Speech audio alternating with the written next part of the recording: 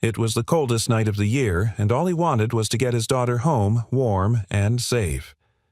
But then, under a flickering street lamp at a deserted bus stop, he saw her, a woman, trembling alone and clearly in trouble. He didn't know her name. He didn't know her story. He just knew he couldn't walk away. What happened next changed everything. Before we begin, if heartfelt stories about second chances and unexpected connections move, you consider subscribing to the channel. It's the best way to stay connected, and trust me, this story is one you'll want to hear all the way to the end. Now, let's begin. Single dad stayed to help a sick woman at the bus stop. She whispered, "Tell no one. I'm the CEO." The wind howled down the empty street like it had something to say. Jack Miller adjusted the fraying scarf around his neck and pulled his daughter's hood up higher over her tiny ears. Sophie, only 9, leaned into him half asleep, her fingers wrapped around his calloused hand as they stood under the flickering bus stop light.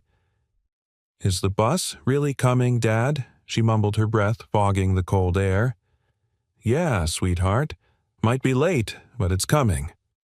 Jack gave her hand a gentle squeeze, hoping she couldn't hear the doubt in his voice.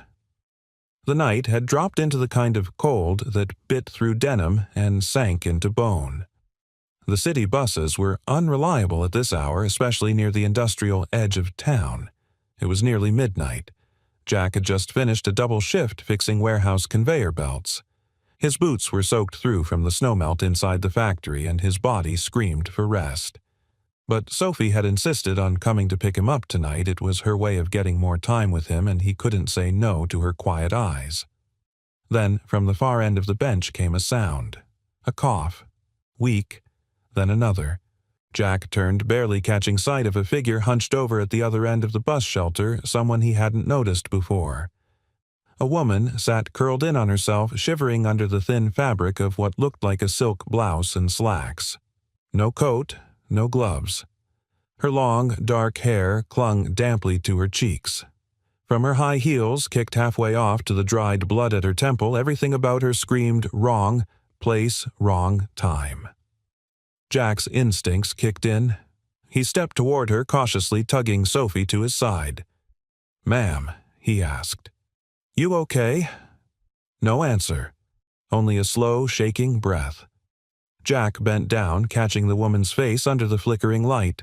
Her skin was pale damp with sweat despite the cold. He reached out and gently touched her forehead. Burning. "She's got a fever," he muttered. Then louder. "Hey, can you hear me?" Her eyes fluttered open, bloodshot and unfocused. She looked at him. Really looked at him for one fleeting second. And then, almost inaudibly, she whispered, "Tell no one. I'm the CEO." Jack blinked. "I'm sorry." "What?" But her eyes had already closed again. "Dad," Sophie whispered beside him, tugging his sleeve. "She's not okay." Jack exhaled sharply, glancing up and down the deserted street. No cars, no taxis, no buses.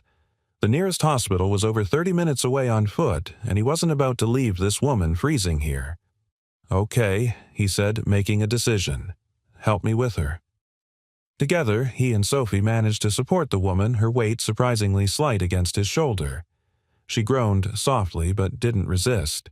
Her breath was shallow-labored. Jack took off his coat and wrapped it around her, gritting his teeth against the cold. "Hang on, lady. We're not letting you freeze to death." Jack's apartment wasn't much. A second-floor walk-up above an old laundromat with peeling linoleum and a heating system that rattled like it had asthma. But it was warm and clean and more than this stranger had at that moment.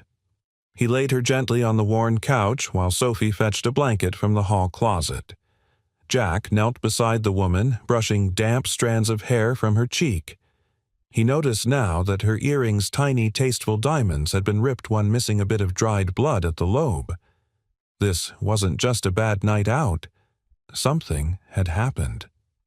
Sophie returned with the blanket and tucked it carefully around the woman's shoulders, her small hands trembling. "Is she gonna die?" she whispered. Jack looked at his daughter. So serious. Too old for her age. "No," he said firmly. "Not on my watch." He went to the kitchen and returned with a cold compress. As he placed it on the woman's forehead, she stirred. "Water," she croaked. Jack helped her sit up and held a glass to her lips. She drank greedily, coughing after the first few sips. "Where am I?" she asked hoarsely. "Safe," Jack replied. "My apartment. You were at the bus stop." Freezing. She looked at him, then really looked. Her eyes were sharp, calculating. But there was something fragile there, too.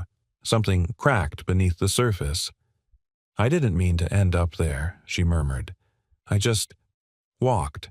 I didn't want them to find me." "Who?" Jack asked, his voice low. She didn't answer.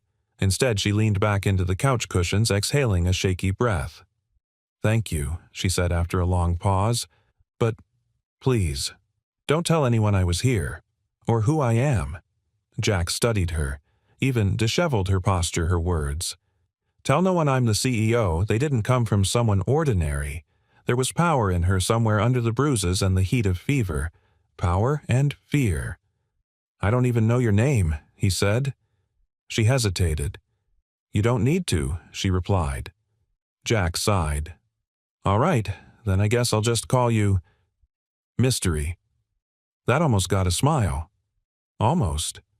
Sophie curled up nearby, her head on a pillow, fighting sleep. Jack sat in the armchair across from them, watching the stranger's chest rise and fall under the old wool blanket. He didn't know who she was, or why she was running, but something told him.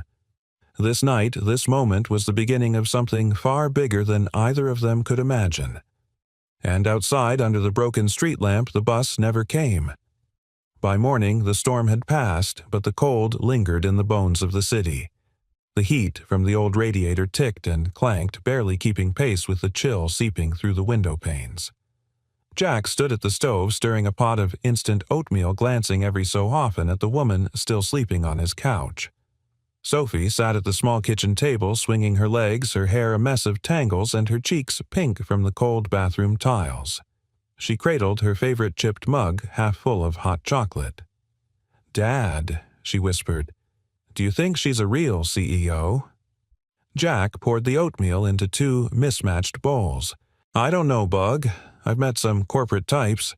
They don't usually pass out on bus benches." Sophie wrinkled her nose. She looked scared last night, like she was hiding. Jack nodded, but said nothing. The woman's whisper still echoed in his mind. "Tell no one I'm the CEO." The plea in her voice hadn't sounded like pride, it had sounded like desperation. He walked over and gently knelt beside her. She looked more peaceful in daylight, though her skin still held a faint flush. Her hair framed her face like she'd once paid good money for it, but now it was matted strands stuck to her forehead with sweat. As if sensing him, her eyelids fluttered open. "Good morning," Jack said quietly. She sat up fast, blinking at her surroundings. Her breath caught as her gaze darted from the mismatched furniture to the unfamiliar ceiling. "Where you're safe," he said quickly, hands raised in reassurance. "This is my place. You passed out last night. It was freezing out. I didn't think twice." She exhaled shakily and nodded. "I remember. You and your daughter. Sophie." He smiled slightly. "She's got a better bedside manner than I do." The woman blinked, and for a moment something in her expression softened. Jack handed her a glass of water. "You had a fever. It's broken now, but you still look like you got hit by a train. You need rest." "I can't stay," she said immediately. "I've already been here too long." Jack didn't argue. He wasn't about to hold her hostage, but he gestured toward her clothes, still damp and clinging, and added, "At least wait until your pants stop freezing to your legs." She glanced down and cracked the faintest smile. "I'm Jack, by the way," he said. "Not sure if I mentioned that." She hesitated. "Claire." He raised an eyebrow. "That your real name?" Claire met his eyes steady now and replied, "For today it is." Jack gave a slow nod. "Fair enough." Sophie patted over, carrying a steaming mug carefully in both hands. "I made you tea. It's peppermint. Daddy says it helps when you're sick." Claire blinked at her, caught off guard. "Thank you," she said softly, taking the mug. Her hands trembled slightly. "You don't have to tell us anything," Jack said after a moment. "But you should eat something before you go." Claire looked like she wanted to refuse, but the smell of oatmeal, warm and sweet, tugged at something in her.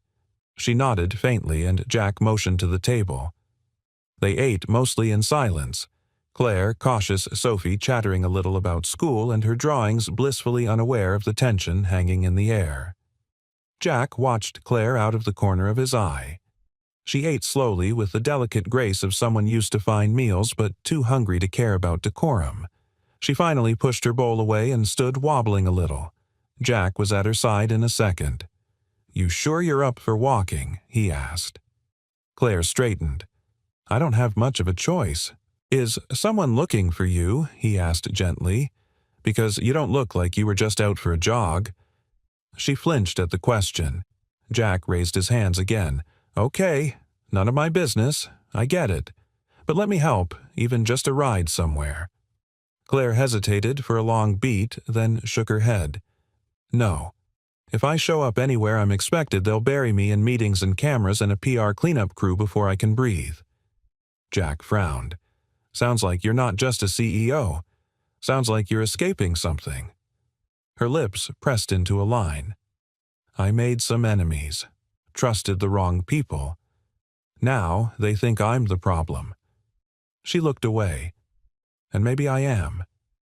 Jack saw the tightness in her jaw, the way she stared at the floor like it might swallow her. There was pain in her, deep and personal. He knew that look he'd worn it himself the day they lowered his wife's casket into the ground. "Look," he said, keeping his voice level, "you don't owe me anything. But people like you don't just end up at a bus stop in a silk blouse unless they've hit a wall hard. If you need somewhere to be invisible for a while, this place ain't glamorous, but it's quiet, and we don't ask many questions." Claire's eyes met his, something unreadable flickering behind them. She seemed to be measuring him, not just his words, but his intent. He let her see that he meant every word. Sophie tugged Claire's sleeve. "You can use my blanket if you want. It's really soft." Claire looked down at her, blinking fast. Her voice cracked slightly when she said, "That's very kind of you." Jack didn't press her again. He just gave her space and brought out a pair of his late wife's sweatpants and a hoodie from the hall closet. "They'll be big," he said, setting them on the couch, "but warm. There's a towel in the bathroom if you want to freshen up." She paused at the threshold, then turned back. "Why are you doing this?" Jack met her gaze. "Because last winter a guy named Eli gave me a ride when my car broke down in a snowstorm. Said, we're all just one bad night from needing each other." I never forgot that. Claire held his eyes for a long time, then nodded once quietly, accepting something neither of them had words for yet. And as the bathroom door clicked shut behind her, Jack leaned against the kitchen counter, exhaled deeply, and muttered under his breath, "Just one bad night." He had no idea how true those words were about to become. It was nearly noon by the time Claire stepped out of the bathroom wearing Jack's oversized hoodie and sweatpants. Her damp hair was combed back and she looked marginally less ghostly, though her eyes still held a wariness that didn't match the softness of the clothes she wore.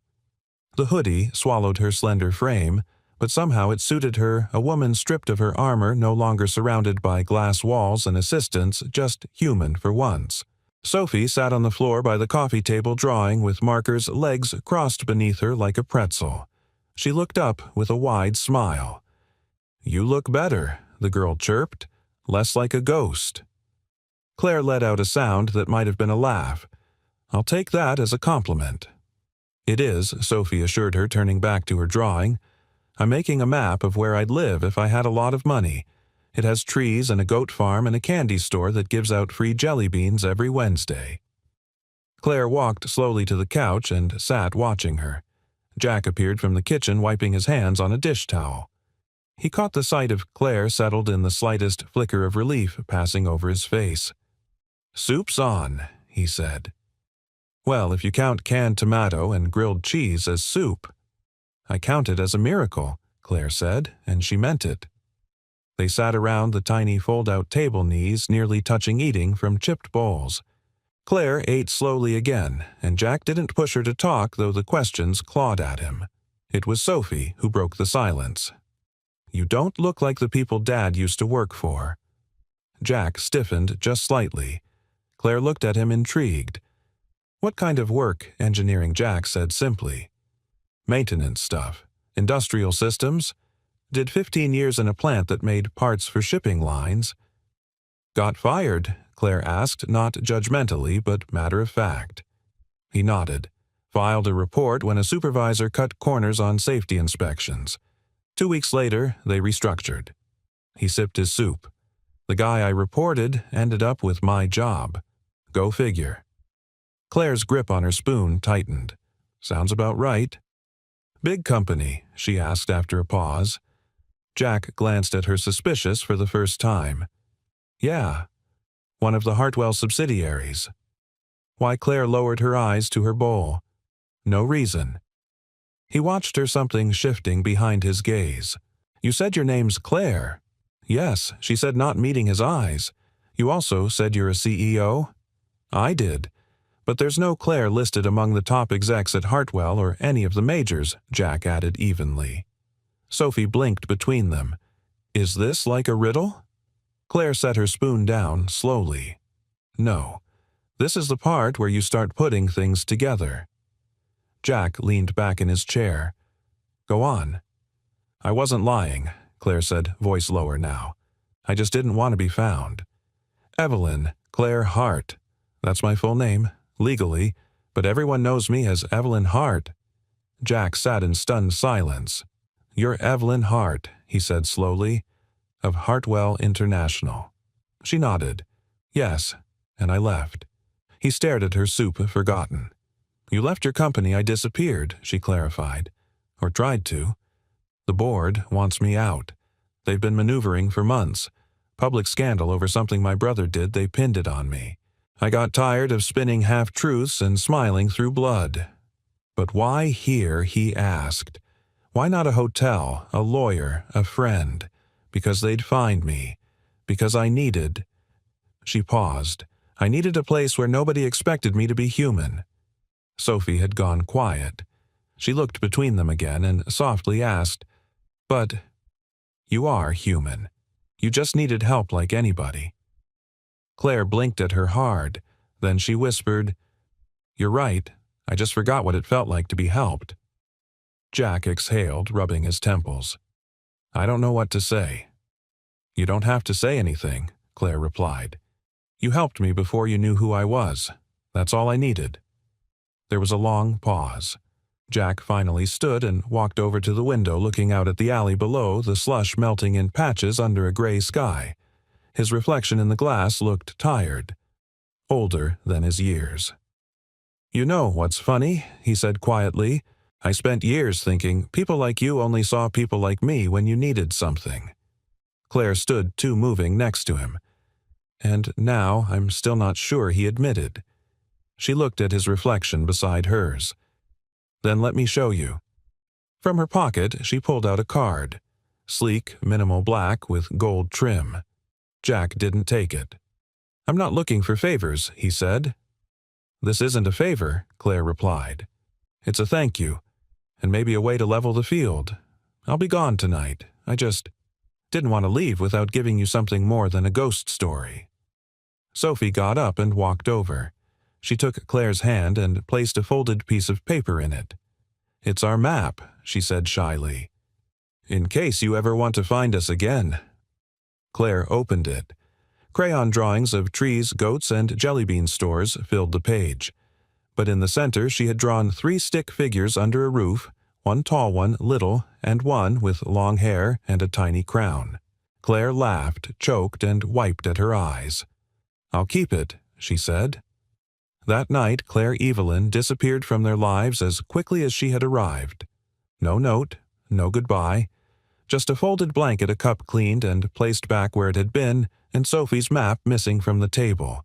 But neither Jack nor Sophie would forget her. Not the way she looked when she finally smiled. not the way she stood by the window stripped of everything but her humanity. And somewhere in the city, under a different name, Evelyn Hart was beginning to remember who she was when she wasn't a CEO. Someone who mattered, to someone who never even knew her name. Jack found the silence that followed Evelyn's departure heavier than he'd expected. For 3 nights he came home to a quiet apartment, the hum of the old refrigerator filling the void she'd left behind. Her name, Evelyn Hart, kept circling his mind like a song he couldn't shake. CEO of Hartwell International. A ghost at his bus stop. A woman who had asked not to be known. But Sophie missed her most. "Do you think she's safe?" she asked one evening while coloring at the coffee table. "I hope so," Jack said gently. She didn't look like someone who had anyone, Sophie murmured almost to herself. Jack paused at the kitchen sink, the sponge frozen mid-scrub. That night, after Sophie had gone to bed, Jack pulled out the folded newspaper Mrs. Delaney had slipped under his door that morning, like she always did when she found something interesting. On the front page, a headline stretched across the top in bold, CEO Evelyn Hart returns amid internal turmoil at Hartwell. A photo below it showed Evelyn exiting a building flanked by security, her face pale but composed. There was no smile, just the tight professional expression he hadn't seen on her during her time in his home. He traced her image with his eyes. She looked nothing like the woman in the oversized hoodie sipping peppermint tea beside Sophie. She looked armored. Jack folded the paper carefully and slid it back under a stack of mail. The woman he'd met who had sat barefoot on his couch and asked for nothing but silence was still in there somewhere. He just didn't know if the world she'd returned to would let her stay. A week later, Jack was finishing a late-night repair job at a small auto shop across town when his phone buzzed. Unknown number. He answered hesitantly. "Yeah." A familiar voice spoke on the other end. "You still eat grilled cheese?" Jack blinked. "Evelyn." There was a small laugh.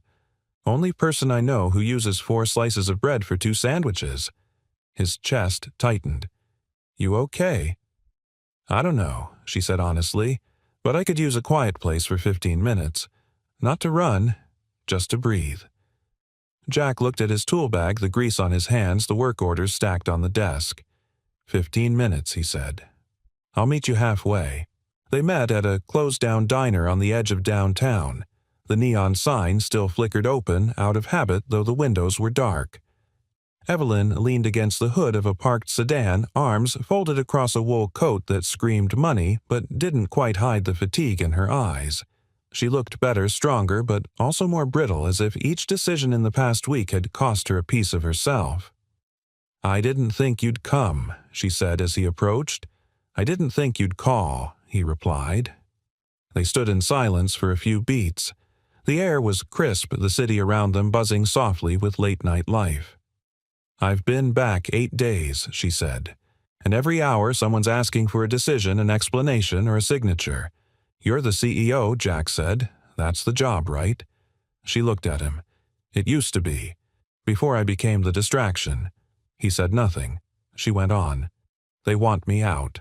Not officially, just quietly. A graceful exit. I came back to clean up the mess. But I think the mess is me now. That what they told you, that's what they show me.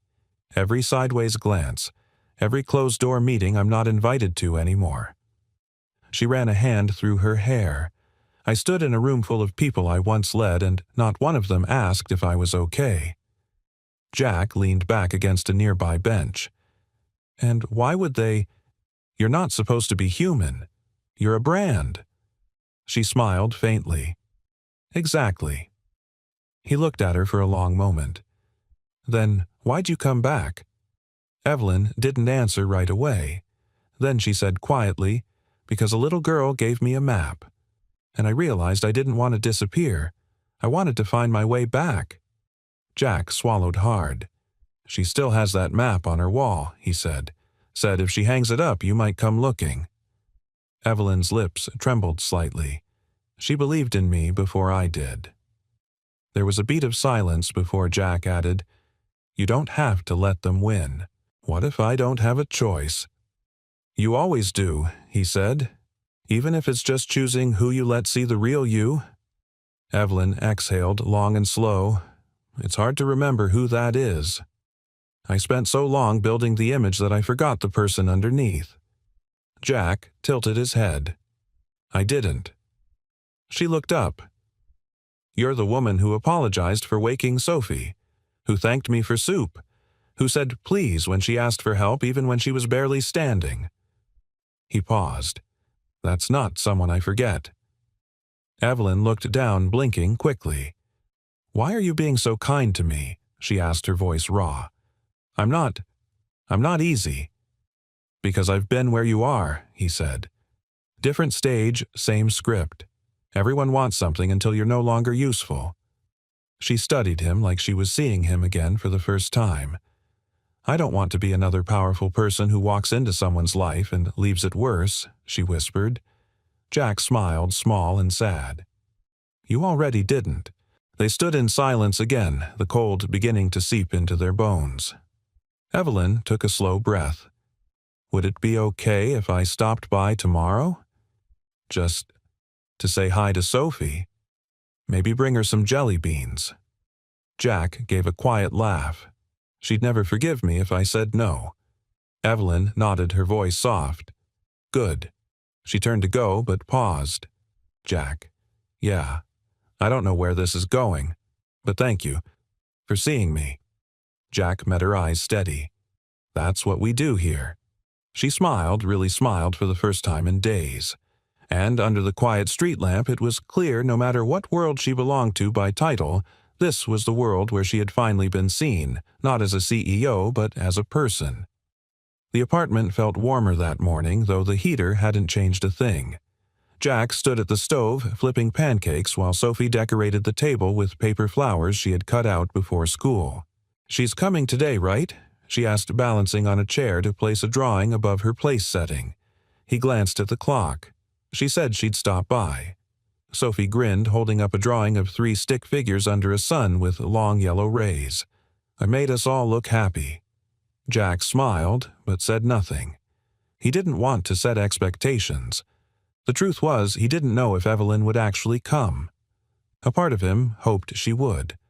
Another part prepared to explain to Sophie gently why some people made promises they couldn't keep.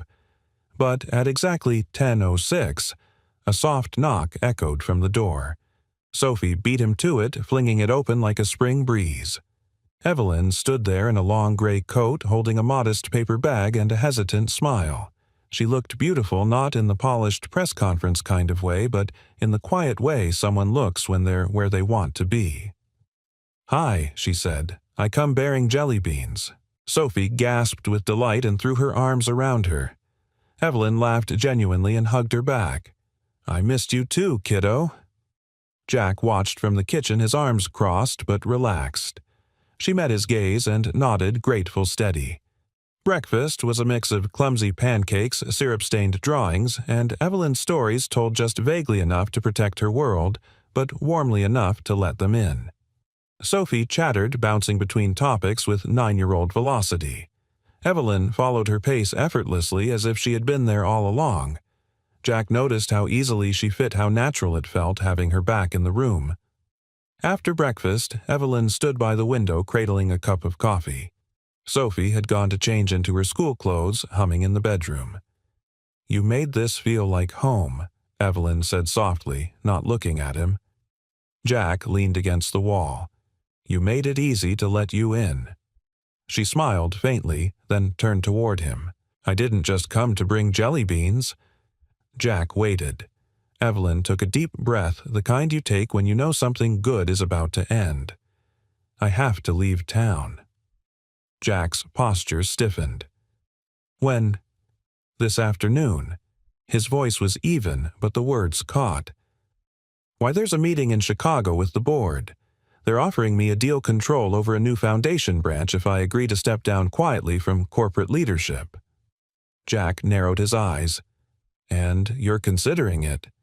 Evelyn nodded. It's the only way I can do something good with the resources I have, without being buried by their games. He studied her. "You sure this is what you want? Or is this just the best way to stop the bleeding?" "I don't know anymore," she said honestly. "All I know is I'm tired of pretending, and I want to build something that matters, Jack. Not just numbers and headlines. Something real." Jack walked over and stood beside her. "Then do it, but not because they told you to. Do it because it feels right." She looked up at him, her eyes uncertain. "I'm scared." He nodded slowly. "That means you still care." They stood quietly, shoulder to shoulder, not touching, but close enough to feel it. From the bedroom, Sophie called, "I'm ready." Evelyn glanced at the clock. "I'll walk with you." Jack picked up Sophie's backpack.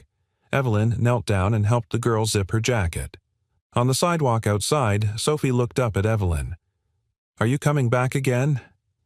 Evelyn hesitated, then crouched down and gently tucked a loose strand of hair behind Sophie's ear. "I hope so," she whispered. "But if I don't, you were the best thing that happened to me this year." Sophie frowned. "Why wouldn't you come back?" Evelyn gave a small smile.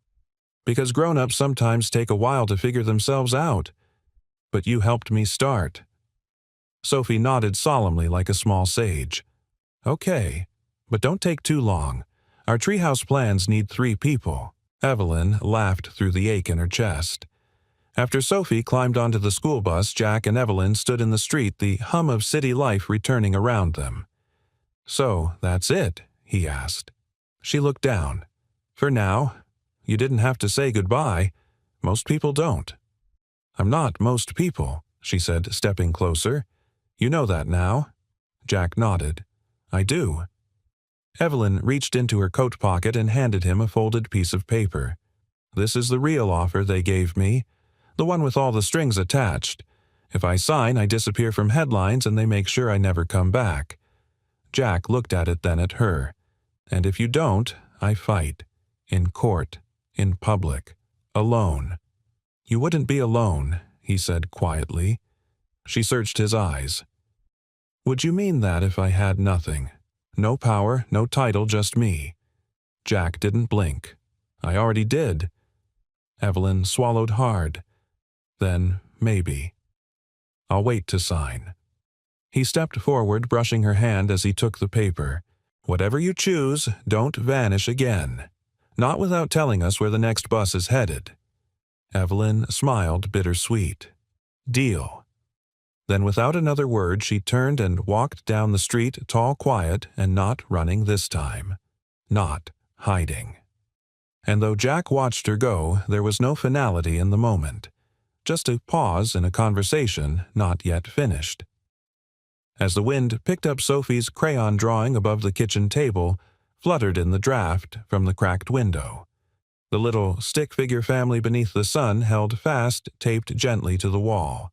3 people. 1 crown. Still waiting. Still hoping. Still believing that sometimes people do come back.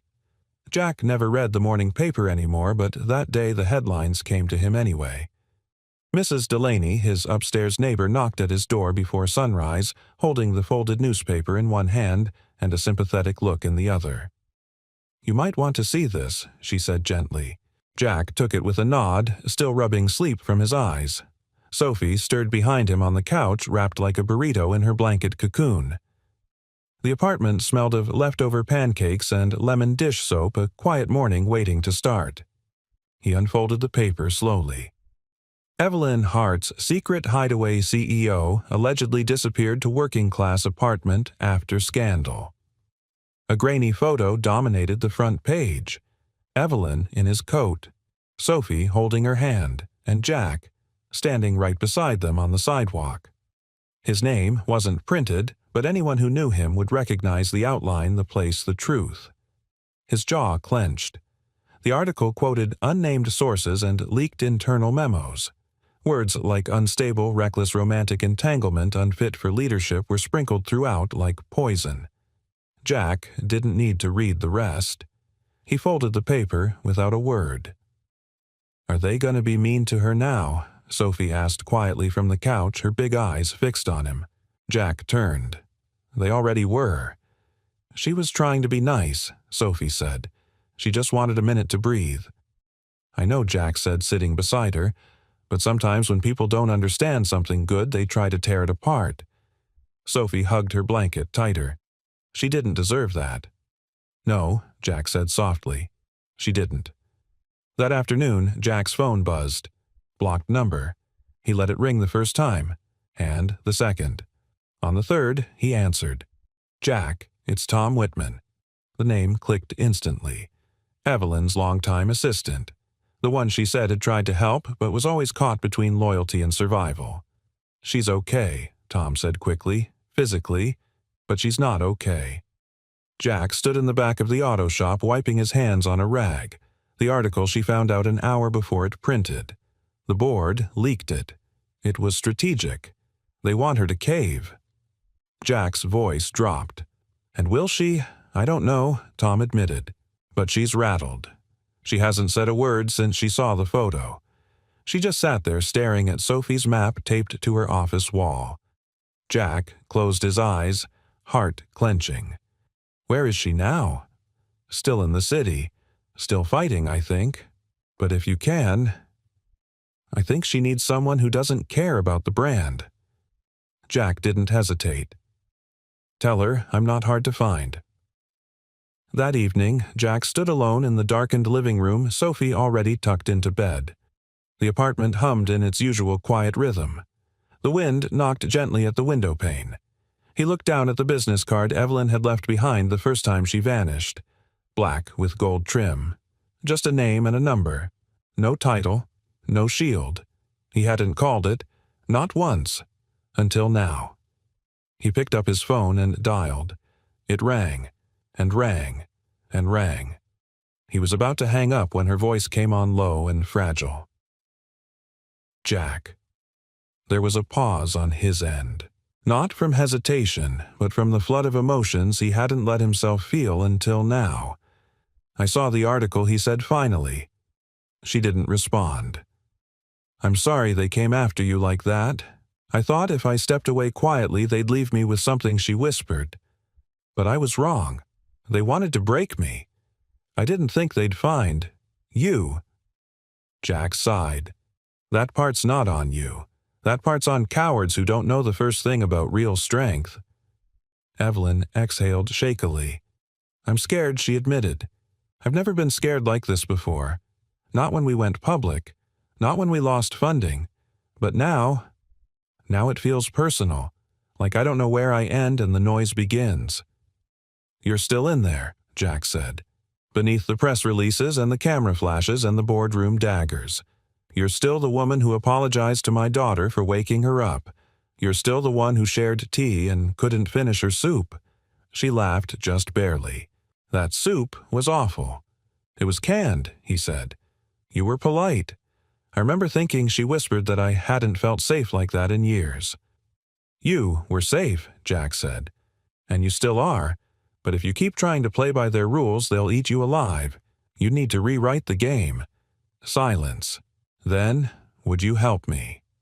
He hesitated for half a beat, not from doubt, but from the weight of what that promise might mean. Yes, he said, but only if we do it your way. Not theirs. I don't know what my way is yet. Then we find it together. Another pause. But this one felt different. Lighter. I kept Sophie's drawing, she said softly. It's the only thing in my office that reminds me who I want to be. She still thinks you'll come back. Do you? Evelyn asked, her voice almost too quiet. Jack took a breath. I don't think you ever really left. There was no reply. Just a soft, steady inhale like someone breathing again for the first time. Then the line disconnected. Jack stared at the phone for a long moment, a smile tugging at the corner of his mouth. He didn't need her to say anything more. She was still fighting, and this time she wasn't alone. It had been 5 days since the call. 5 days since Evelyn's voice, shaken but alive, had filled the quiet of Jack's apartment with something that felt like hope. But she hadn't called again. And Jack hadn't pushed. He told himself she was handling things, fighting her battle in boardrooms and back alleys of power he'd never see. He told himself she needed space, not saving. Still, every evening as he set the table for two, his eyes drifted to the third chair. The one she'd once pulled close without asking. The one Sophie insisted they leave empty. She might come by again, Sophie said one morning, brushing syrup from her chin. She liked the corner seat. Jack chuckled. She also said my coffee was a civil rights violation. Sophie giggled. That's because you use store-brand beans. Jack ruffled her hair and tried not to show how much he missed Evelyn's voice in that morning mix of toast and laughter. That afternoon, while Sophie was at school, Jack took a detour after work. His boots crunched down the sidewalk outside the Hartwell building, a sleek tower of tinted glass and polished stone. It looked like a different planet from the world he knew. He stood across the street, hands in his pockets, watching people come and go. No one glanced up. No one noticed him. And then, on the 14th floor, he saw it. A flash of paper, a taped-up drawing. Even from that distance he could see the colorful crayon sun, the stick figures, the crown. His heart stopped. She still had the map. The next day, Sophie came home from school with a box under her arm and a proud grin on her face. We made gratitude jars today, she announced, placing the glass container on the kitchen table. Inside were small folded notes, each written in Sophie's careful block letters. Jack picked one at random and read aloud. I'm grateful for grilled cheese even when Dad burns it. Sophie shrugged. It's still crunchy. Another read, I'm grateful for Evelyn's peppermint tea. Jack paused. Sophie looked at him. Do you think she's coming back? He hesitated. I think. She's figuring some things out. I could help her figure, Sophie said confidently. I'm really good at puzzles. Jack smiled, pulled her into a one-armed hug, and kissed the top of her head. That, you are Bug. That weekend, the first snow of the season, dusted the sidewalks. Jack spent the morning fixing a leaky radiator in the apartment next door. By the time he returned, Sophie had created a makeshift tea party with her stuffed animals. Peppermint or apple spice, she asked as he walked in, holding out a chipped teacup with imaginary contents. Before he could answer, someone knocked at the door. Jack froze. Sophie beat him to it again. This time she didn't fling it open. She opened it carefully like it might be a dream. And there she was. Evelyn. Hair slightly wind-tousled, cheeks pink from the cold, a soft wool coat buttoned neatly to her chin. But the real change wasn't in how she looked, it was in her eyes. They were clear, steady. She knelt to Sophie's level and held out a real tin of peppermint tea. I heard you might need a refill. Sophie beamed and threw her arms around her. Jack stepped forward, slowly, heart thudding. Evelyn stood and met his gaze. I didn't sign it, she said. He blinked. The deal. She nodded. They gave me 3 days to reconsider. I spent them rereading Sophie's map. Jack exhaled, and I remembered what mattered. Evelyn stepped inside. Her voice was calm but laced with emotion. They'll keep coming for me. The headlines, the pressure. But I've decided I'm not leaving myself behind this time. Jack swallowed. What are you going to do? Start over, she said. Not run, not disappear. Build something from the ground up. Something honest. Sophie tugged her hand. Like our treehouse. Evelyn smiled. Exactly like that. They sat at the tiny table with imaginary tea and paper napkins, and Jack couldn't help but laugh. You know, he said, this is probably the first board meeting you've ever attended where half the attendees are plush animals. Evelyn gave him a sideways glance. It's also the first one that doesn't involve a hostile takeover. The three of them sat there for a long time, talking, laughing, sharing silence that felt like music. As the sun dipped low, casting golden light through the kitchen window, Evelyn leaned back and said, I thought I had to choose between being someone powerful and being someone real. But maybe real is powerful. Jack nodded. It always was. You just forgot. Sophie brought over her gratitude jar and placed it in front of Evelyn. You can add something, she said. We don't keep score here. Evelyn looked at the jar, then slowly tore a corner from the envelope she'd brought the tea in. She wrote something, folded it twice, and dropped it inside. Jack caught her eye. "What did you write?" She smiled softly. "Just grateful to be seen." The table wasn't empty anymore, and it never would be again. The next morning, Jack woke to the smell of coffee, real coffee. Not his usual bargain bin grounds, but something richer, smoother. For a disoriented moment he thought he was dreaming. Then he heard a quiet hum from the kitchen and the soft clink of ceramic. Evelyn. She was barefoot, hair tucked behind her ears, pouring 2 cups with the ease of someone who belonged. Jack leaned against the doorframe and watched. "You always make yourself at home in other people's kitchens." She turned, arching a brow. "Only in kitchens with leaky faucets and subpar coffee filters." He grinned. "You fix the filter, I own 17 hotels. I can manage a drip machine." They sat at the table, the third chair, Sophie's still empty, while she slept in. Evelyn cupped her hands around the mug, not sipping yet. She seemed hesitant, thoughtful, like she was holding back a tide. Jack leaned in. "You didn't come back just to make coffee, did you?" Evelyn sighed, her smile fading. "No, I came because I need to ask you something." He braced. "What is it?"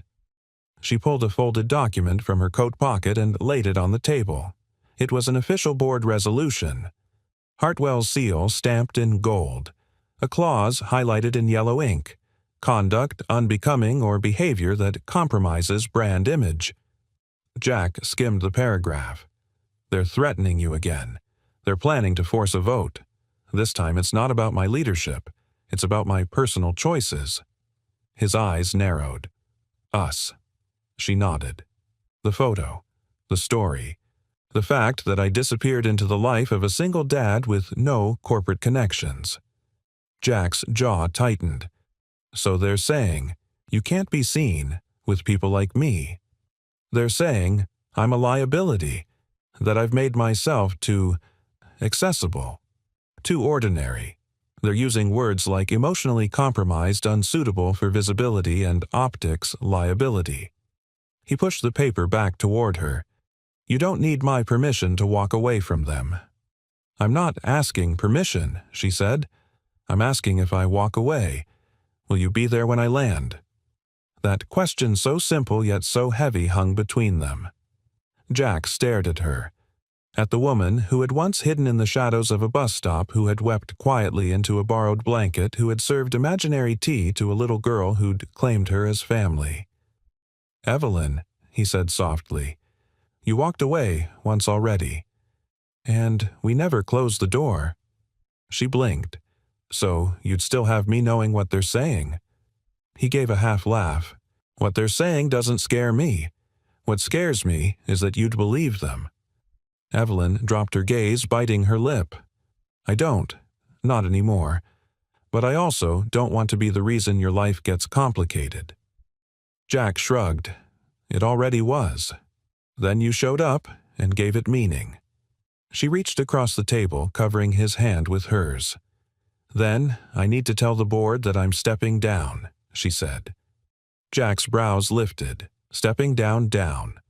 Like permanently?" She nodded. "They want me to disappear into the foundation quietly. Fine, I'll do it. But not because they bullied me. Because I'm choosing a life with value beyond visibility. I want to build things from the ground up again. Truthfully. Simply." Jack nodded slowly. "You sure?" "No," she said honestly. "But I've never been more ready." That afternoon, the storm broke. News alerts hit every platform at once. Evelyn Hart steps down from Hartwell International in a stunning move, sources say. Personal scandal. Prompted exit, CEO, allegedly, emotionally compromised. Who is Jack Miller, the man in the CEO's final photo? His name was everywhere. His photo, grainy distant, was in the corner of the coverage, and so was Sophie's. Jack stood in the corner of the living room phone in hand, heart racing. Sophie, sitting cross-legged on the couch, looked up from her coloring. Did something bad happen? He shook his head, slow and steady. No bug. Just a lot of people paying attention now. Because of Evelyn. Yeah. She was quiet a moment, then asked, Do you still want her to come over for grilled cheese tonight? He smiled, more than ever. She arrived at dusk, not in a black car or with a briefcase, but on foot, wearing jeans, a soft sweater, and carrying a paper bag of groceries. I brought the good cheese, she said. Jack let her in. She kissed Sophie on the forehead, set the bag on the counter, and turned to him. You okay? She asked. I should be asking you that. I was expecting the storm, she said. I just didn't expect to feel lighter afterward. He stepped toward her. Because it's over. Because I didn't cave. They cooked together, laughing, burning one sandwich, feeding Sophie bites off the spatula. It wasn't glamorous, it wasn't clean, but it was real. After dinner, they sat on the couch, Sophie asleep between them. Evelyn leaned her head on Jack's shoulder. You know, she whispered, for someone who used to run million-dollar campaigns, I've never felt more successful than I did tonight, spreading mustard on grilled cheese with a 9-year-old. Jack kissed the top of her head. That's because this is the first time you didn't have to perform for anyone. She nodded, eyes closing. And in that moment, quiet, unguarded Evelyn Hart was no longer a CEO, no longer a headline, no longer a public figure with a reputation to shield. She was just a woman, resting against the man who had seen her first in the dark before the world remembered her name. And for the first time, she wasn't afraid of being ordinary. Jack hadn't expected things to change so quickly, but they did. The Monday after Evelyn's announcement, the world around him tilted. It started with whispers at the auto shop jokes at first, then curious glances. You're the guy from the photo, right? One customer asked, trying too hard to sound casual.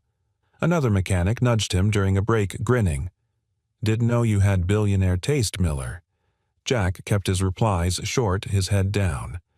The world loved a story like this, a single dad and a CEO, but they didn't see the nights when he stayed awake wondering if she regretted everything. If walking away from Hartwell would cost her more than she had bargained for. But Evelyn, in her own way, held steady. She didn't vanish again. Instead, she returned to Jack and Sophie's life not as a headline, but as a real person, stubborn, determined, and imperfect.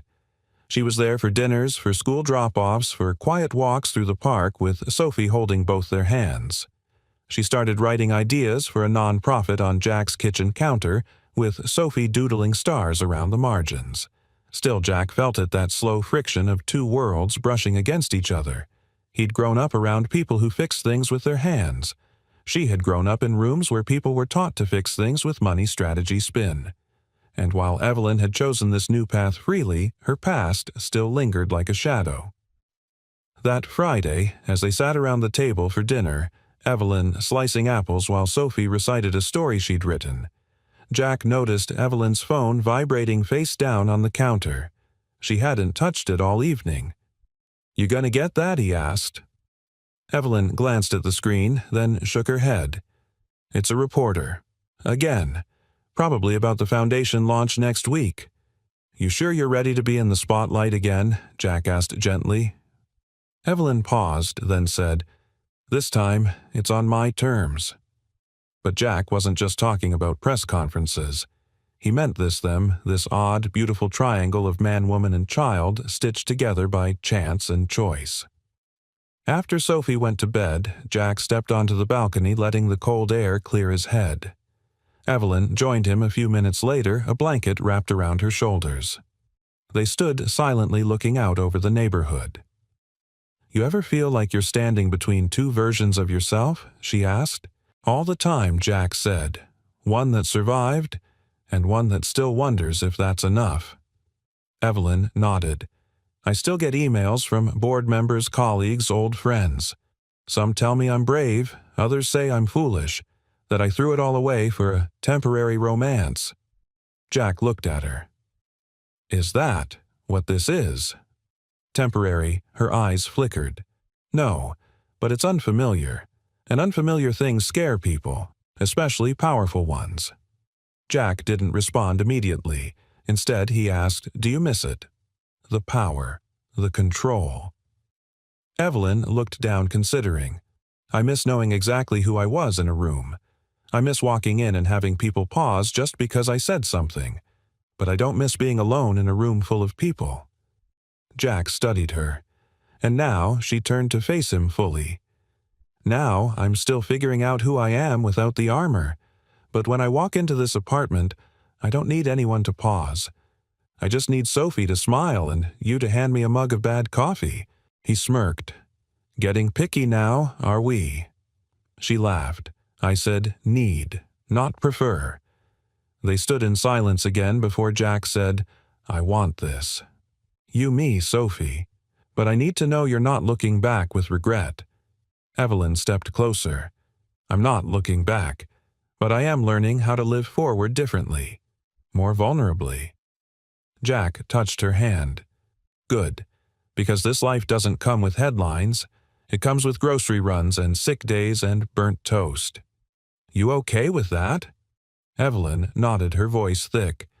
"I'm okay with all of it, as long as it's with you." That weekend, Jack and Sophie helped Evelyn move a few things into a small shared workspace she'd rented with 2 other women, both former executives turned dreamers. The place had peeling paint, mismatched furniture, and a startup energy Jack recognized. "Kind of a downgrade from your old corner office," he joked as they carried in a box of donated laptops. Evelyn smiled, brushing dust from a second-hand chair. "I never needed the office. I needed permission to start over." She opened a drawer in the desk and placed something inside a crumpled piece of construction paper. Sophie's map. Jack watched her carefully. "You know, he said the world may not know what to make of you now. But Sophie already decided. She thinks you're royalty." Evelyn smiled through misty eyes. "Then I'll try to live up to that crown." He stepped forward, wrapping an arm around her waist.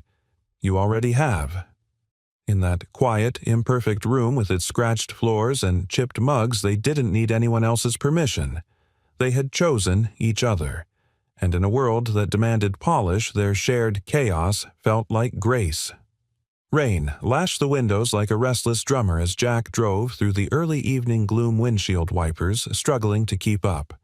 The old pickup creaked with every turn, but it held together like him held together by years of necessity, grit, and love. Sophie sat in the passenger seat, bundled in her raincoat, her feet barely touching the floor. Her backpack was soaked from where it had brushed the wet sidewalk. "I told Mrs. Hadley I'd bring Evelyn to Career Day," she said through a yawn. "She said CEOs are cool." Jack gave a half smile. "Evelyn's not a CEO anymore, remember?" Sophie shrugged. "She's still cooler than Mr. Davis, and he makes sausage at Costco." Jack laughed, the sound warm in the cab. "That she is." They pulled into their complex just as thunder cracked overhead. Jack opened Sophie's door, lifted her out, and carried her through the downpour. They were soaked by the time they reached the stairwell, laughing, breathless, dripping. As they reached the landing, Jack paused. The hallway was dim, but he saw it a silhouette hunched near the door. Evelyn. Her coat was soaked through her arms, wrapped tightly around herself, head bowed. Jack's heart froze. "Sophie," he said quietly, "go inside and change.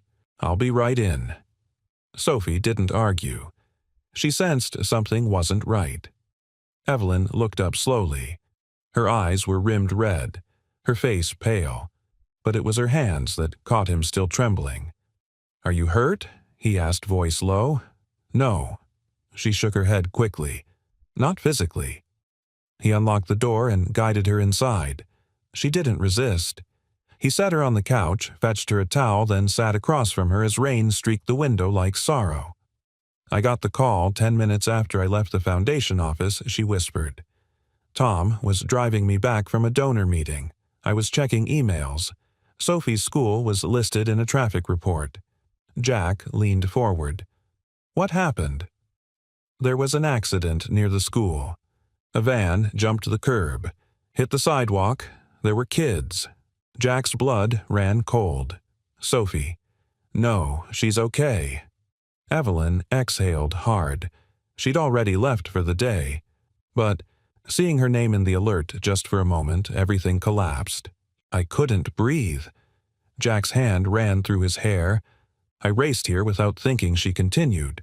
I had to see her, make sure she was real, that this life I chose wasn't just borrowed. Jack knelt in front of her, taking her hands. It's not borrowed. It's real. It's ours. Evelyn broke then, not into sobs, but something quieter. A single tear down her cheek. A sharp exhale. The collapse of every internal wall she had held since leaving that skyscraper life behind. I don't want to lose her, she whispered. Or you. You won't, Jack said firmly, unless you walk away again. I'm not walking, she said. I'm afraid. Every part of me that used to be sure, used to be in control. It's gone. Jack looked into her eyes. Good. Maybe now you can build something that won't fall apart when life hits back. She let out a shaky laugh. That sounds like something your daughter would say. Probably. He helped her up and into the bedroom where Sophie was already tucked in, pretending to be asleep. But when Evelyn leaned over to brush a hand through her hair, Sophie whispered, I knew you'd come. Evelyn kissed her forehead. I'll always come. Later that night, as Evelyn sat curled on the couch wrapped in one of Jack's old flannel shirts, she looked around the modest apartment. There were no polished floors, no private elevators, no designer wine racks. But there was something stronger than any of that. Roots. I've been so many things, she murmured. A daughter they dressed like a doll. A student who couldn't fail. A CEO who didn't have permission to cry. And now, for the first time, I'm just a person. And it terrifies me. Jack leaned beside her, their knees brushing. You're allowed to be terrified, but you're not allowed to give up. She nodded. So what now? You stop surviving, he said, and start choosing. Evelyn turned toward him. Then I choose this. I choose you. I choose Sophie.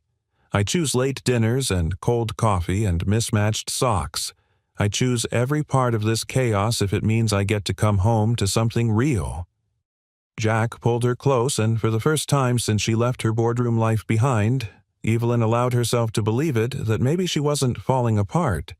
Maybe she was falling into place. Outside, the storm began to ease, the wind dying into silence, the rain softening into mist. And somewhere between the quiet and the heartbeat beneath her ear, Evelyn found something she hadn't known she needed. Peace, not the polished, curated kind, but the kind that only lives in a home that forgives you for who you used to be and loves you anyway. It had been nearly a year since that cold night at the bus stop, the night that changed everything, though none of them had known it at the time. The old street lamp still flickered faintly at the corner of Henson and 12th, casting a soft amber glow on the sidewalk below. Spring had finally returned, bringing with it the scent of rain-drenched earth and blooming dogwoods that lined the neighborhood streets. Jack stood on the stoop of their building, hands tucked into his jacket pockets, watching Sophie skip ahead in her little white sneakers, a paper crown slightly askew on her head. Behind her, Evelyn walked with steady steps, her eyes bright, her smile quiet and sure. She looked every bit the woman she had become, no longer running, no longer hiding, no longer split between two worlds. She had chosen one, and stayed. The new community center had officially opened that morning. Not a flashy event, no red carpet, just neighbors' kids, volunteers, and a small brass plaque by the front door. The Hartwell Center for New Beginnings, founded by Evelyn Clare Hart in honor of second chances. Inside, it offered language classes, job training, childcare, and a modest free library. The startup funding had come from the final settlement Evelyn negotiated as she formally stepped down from Hartwell. Not to walk away bitter, but to walk away better. Jack had helped rebuild the building from its bones. Sophie had drawn every mural on the classroom walls. Together they had woven their quiet kind of magic into something permanent. And now, the evening after its grand opening, Evelyn had asked for one thing. To walk back to where it started, she said, "Full circle." So here they were, just three people walking slowly through the neighborhood with a memory in their bones and a future in their hands. When they reached the bus stop, Jack paused. It looked exactly the same. The bench, the broken glass in one corner, the faint rust on the signpost. But tonight it wasn't cold. It wasn't lonely. Evelyn reached out and ran her hand along the back of the bench. "I remember the way the wind sounded that night. I thought I was disappearing." Jack leaned beside her, brushing her hand gently with his own. "And you ended up being found." She turned toward him. "By you." Jack didn't answer. He didn't have to. His eyes said enough. Sophie plopped down on the bench and stretched her arms dramatically. "Can I tell people this is where my parents met?" Evelyn blinked. "Parents?" Sophie shrugged. "Well, not yet, but I'm working on it." Jack laughed. Evelyn tried to hide her smile, but it broke through anyway. "You're relentless. I learned from you," Sophie said proudly. There was a long, sweet silence. Then Evelyn reached into her coat pocket and pulled out a small velvet box. Jack blinked, caught off guard. "Wait, are you proposing to me?" She laughed, shaking her head. "Not yet." Inside the box was a delicate silver charm in the shape of a street lamp. "For you," she said, placing it in his hand. "For being the light that stayed on when everything else went dark." Jack swallowed hard. "I don't have a ring yet," he whispered, "but I've been carrying this around for months." He reached into his own coat pocket and pulled out a tiny folded piece of paper, creased, weathered, and familiar. Sophie's original map. 3 stick figures, a sun, a crown. "I never stopped carrying us," he said, unfolding it carefully. Evelyn stared at the drawing, tears welling. "You kept it."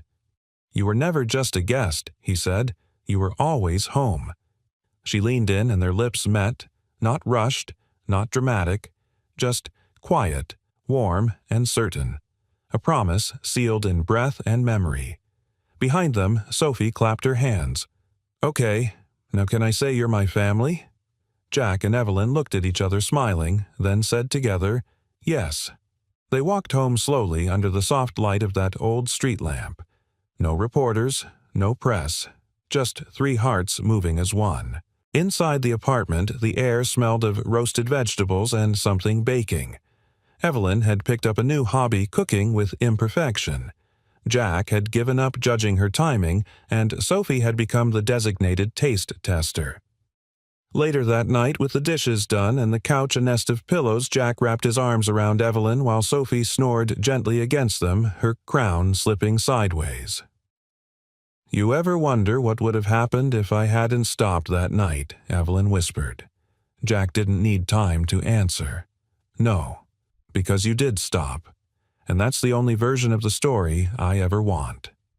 Evelyn closed her eyes, pressing her face into his shoulder. She no longer needed boardrooms or titles to feel whole. She had chosen love over legacy, grace over image, truth over safety. And in return, she had found a life that wasn't perfect but was undeniably hers, a life under the same streetlight, where she was finally seen, where she finally stayed, and where for the first time in her life she was never going to walk alone again. Where are you watching from? We love seeing how far these stories travel and how they connect with hearts all over the world. If this story touched, you don't forget to hit that subscribe button and join our growing community. There are many more heartfelt journeys waiting to be shared with you. Thank you so much for watching, and until next time, stay kind, stay hopeful, and take care.